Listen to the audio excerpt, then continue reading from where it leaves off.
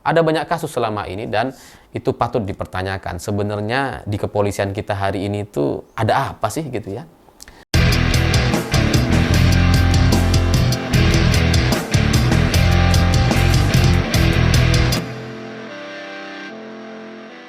Selamat malam semuanya. Hari ini ada satu kejadian yang sangat-sangat menyedihkan dan bisa dibilang Indonesia hari ini itu sedang berduka karena ada anggota kepolisian menembak sesama anggota kepolisian. Dan ini terus terang menyedihkan karena sebelumnya pernah terjadi tapi hari ini kembali terjadi, dan ini ya membingungkan bagi masyarakat kita gitu ya. Aparat yang seharusnya menjaga masyarakat tapi bahkan tidak bisa menjaga sesama aparat.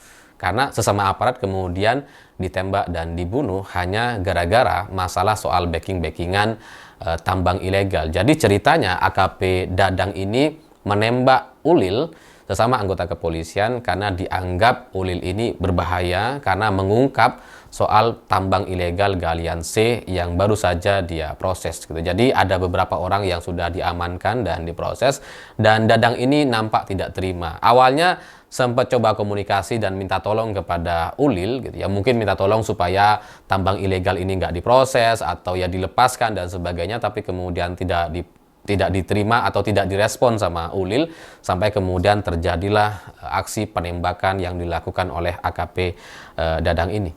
Jadi ya bagi saya ini sangat-sangat menyedihkan gitu, karena sesama anggota kepolisian ternyata tidak punya mental yang baik gitu, sehingga jadi kayak apa ya? Jadi kayak serem juga.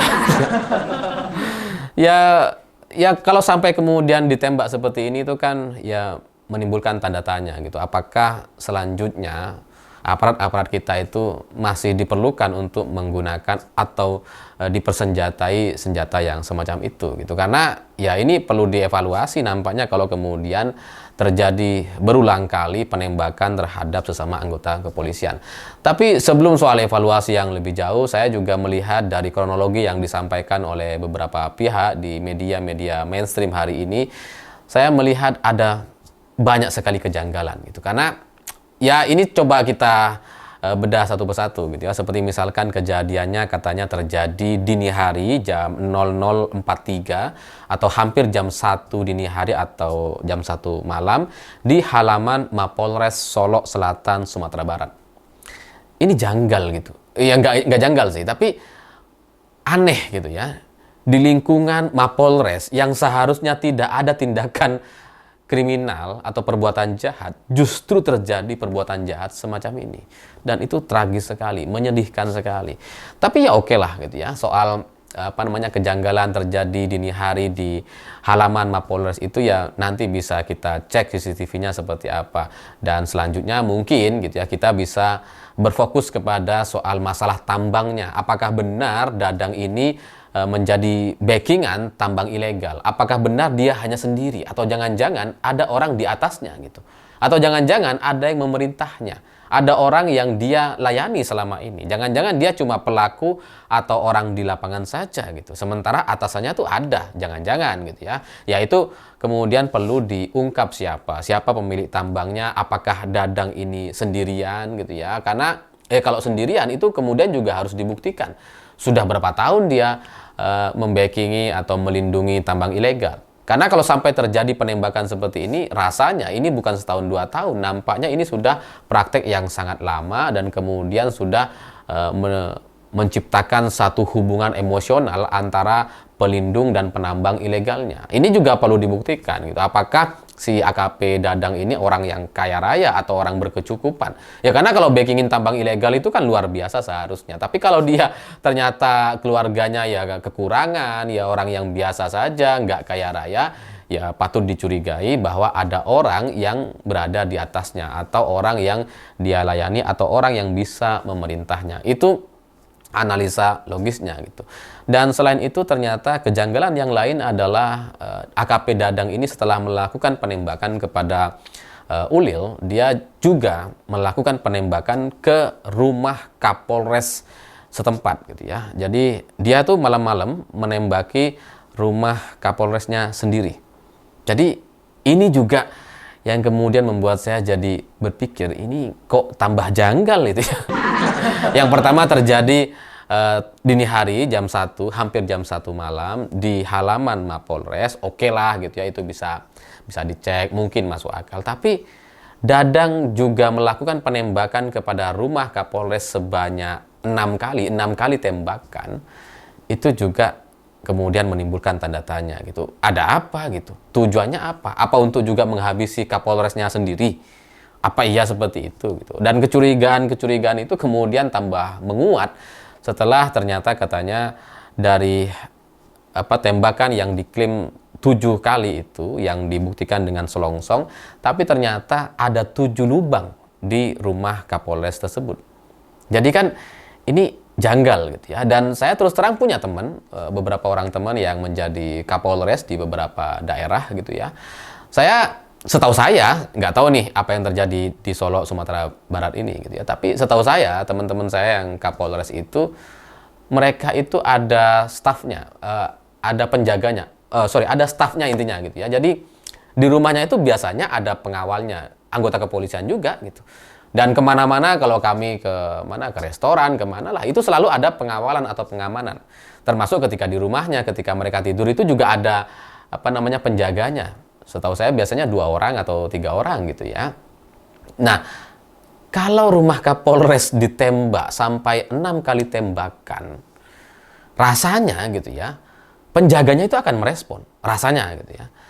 Dan kalau ini kemudian diklaim hanya tembakan satu arah, kok jadi tambah janggal sekali. Atau mungkin di Kapolres tersebut tidak ada pengamanan gitu ya, saya nggak tahu. Tapi ya menjadi tambah janggal lagi kalau kemudian itu tidak ada pengamanan gitu. Karena ya kalau tidak ada pengamanan artinya si AKP Dadang ini seharusnya dia tidak perlu menembak dari jarak jauh. Kalau memang tujuannya untuk menghabisi Kapolresnya, bisa aja dia masuk gitu kan.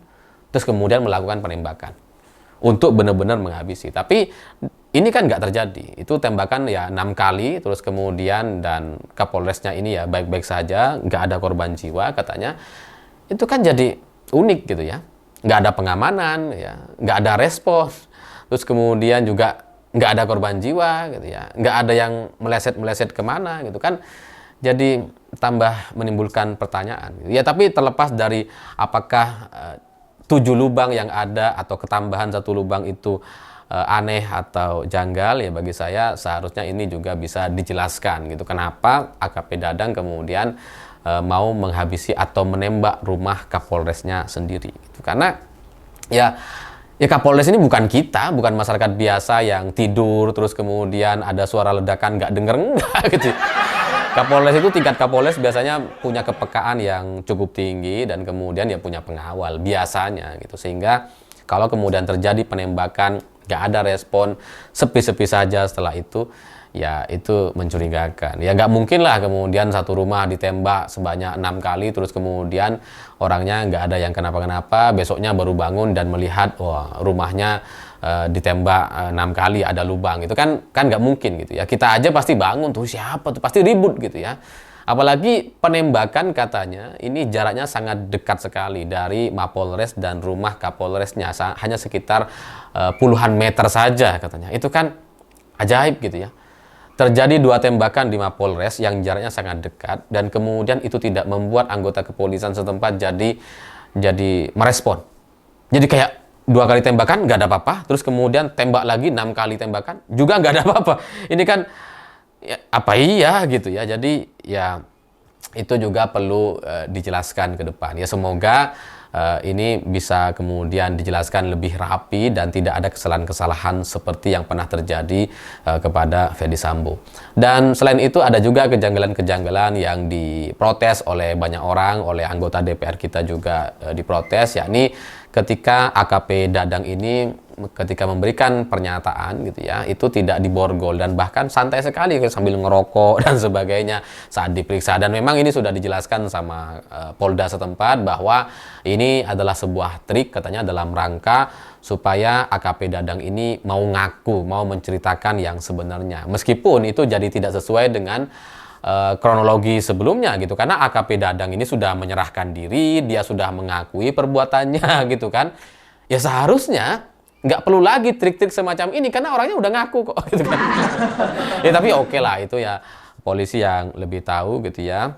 Tapi alasan-alasan yang disampaikan setelahnya bagi saya jadi tidak masuk akal gitu, karena Dadang dianggap sedang gangguan mental sehingga dia diperlukan treatment lebih santai supaya dia bisa mengakuinya katanya. Ini juga jadi janggal lagi gitu, karena kalau orang dengan gangguan mental seharusnya ya polisi jadi jaga-jaga dong, bukan kemudian tambah santai, tambah sambil ngerokok dan sebagainya. Jadi ada banyak kejanggalan dari kasus ini, dan menurut saya Presiden Prabowo harusnya sudah melakukan evaluasi, karena ini bukan yang pertama kali terjadi di kepolisian, beberapa kali terjadi, berkali-kali terjadi gitu ya. Bukan soal hanya kasus penembakannya gitu ya, penembakan terhadap sesama anggota kepolisian ini kan ya sudah pernah terjadi sebelumnya. Terus kemudian soal backing tambang ilegal, ini kan juga kasus yang lain lagi gitu ya.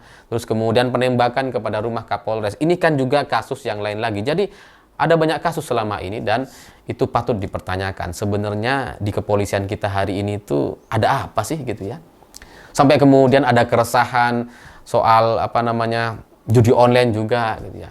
Terus kemudian penangkapan narkoba di Bali yang sampai luar biasa tidak masuk akal, sangat besar sekali, sudah sama seperti kayak kayak pabrik gitu ya.